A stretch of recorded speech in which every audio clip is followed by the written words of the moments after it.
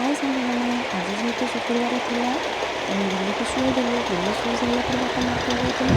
ମାର୍କେଟରୁ ମାଛ ଧରି ଆସିଥିଲେ। ମୋ ମାଆଙ୍କୁ କହିଲି, ମା ମାଛ ଦୁଇଟା ଭଲ ଭାବରେ କେଳେଇ ଦିଅନ୍ତୁ ନା। ତ ମା ତାକୁ ଭଲ ଭାବରେ କେଳେଇବା ପାଇଁ ବସିଗଲେ। କେଳେଇ ସାରି ତାକୁ ଭଲ ଭାବରେ ଧୋଇ ଆଣିଲେ। ଧୋଇ ଆଣି ମୋତେ ଦେଲେ। ମୁଁ ସେପଟେ ଅଦା ରସୁଣ ପିଆଜ ସୋରିଷ ଜିରା ଶୁଖିଲା ଲଙ୍କାକୁ ପେଷ୍ଟ କରି ରଖିଥିଲି। ମାଛ ଆଣି ଦେଲା ପରେ ମୁଁ ସେଇଥିରେ ହଳଦୀ ଲୁଣ ଗୋଳେଇ ଦେଲି। ଗୋଳେଇ ସାରିଲା ପରେ କଢ଼ାରେ ତେଲ ଦେଲି। ତେଲ ଗରମ ହେଇସାରିଲା ପରେ ମୁଁ ମାଛକୁ ଭାଜିବା ପାଇଁ ଦେଇଦେଲି। ମାଛ ଭଜା ରେଡ଼ି ହୋଇଗଲା। ତ ତାପରେ ମୁଁ ଆଳୁ ଭାଜିଦେଲି। ଆଳୁ ଭାଜି ସାରିଲା ପରେ କଢ଼ାରେ ଅଳ୍ପ କିଛି ତେଲ ଦେଲି। ତେଲ ଦେଇ ସାରିଲା ପରେ ମସଲା ଗ୍ରାଇଣ୍ଡିଙ୍ଗ କରି ରଖିଥିଲି ଯେଉଁ ସେଗୁଡ଼ାକୁ ଦେଇଦେଲି। ତାକୁ ଟିକେ ଘାଣ୍ଟି ଦେଲି। ସେଥିରେ ଲଙ୍କା ଗୁଣ୍ଡ ହଳଦୀ ଲୁଣ ଟମାଟୋକୁ ଦେଇଦେଲି। ତାପରେ ଅଳ୍ପ କିଛି ପାଣି ଦେଇଦେଲି। ପାଣି ଦେଇ ସାରିଲା ପରେ ମସଲା ରେଡ଼ି ହୋଇଗଲା। ତ ସେଇଥିରେ ମୁଁ ଗୋଟେ ଆମ୍ବୁଲ ଦେଇଦେଲି।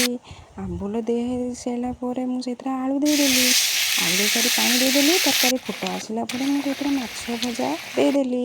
ତ ମାଛ ତରକାରୀ ରେଡ଼ି ହୋଇଗଲା। ମୋ ବାପାଙ୍କୁ ଡାକି ଖାଇବାକୁ ଦେଇଦେଲି। ବାପା କହିଲେ, କି ତରକାରୀ ବଢ଼ିଆ ହେଇଛି ଆଜି।